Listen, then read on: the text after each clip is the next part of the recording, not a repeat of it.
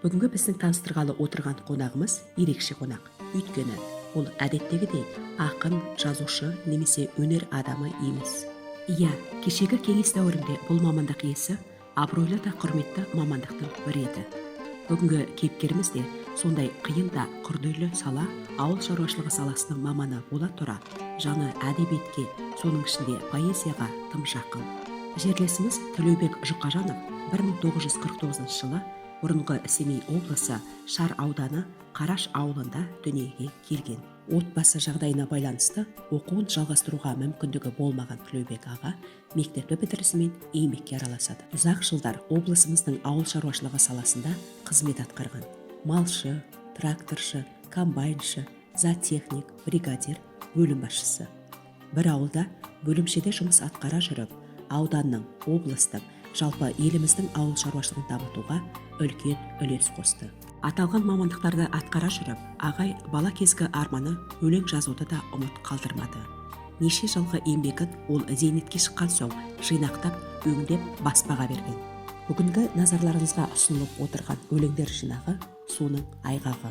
Өлеңдері туған жерге, еңбек адамдарына, құрдастарына, балалары мен немерелеріне арналған.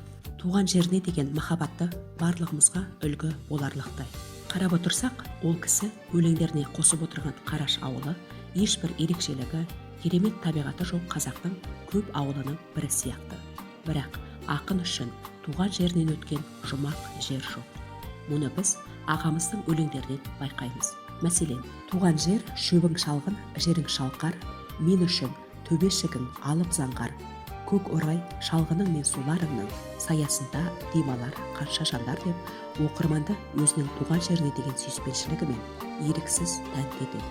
Төлеубек ағамыз өмірлік жарын да осы жерде тапты. Балалары да осы өңірде дүниеге келді. Оларға тамаша тәрбие беріп, қазіргі таңда олар білікті мамандық иелері. Ағамыз өз ортасының білгірі, ақылшысы, жол бастаушысы, сондай-ақ әңгімешіл ақындығы бар. Ол аз болса, жеті өнердің иесі, әзілқой, пародия, сахна майталманы.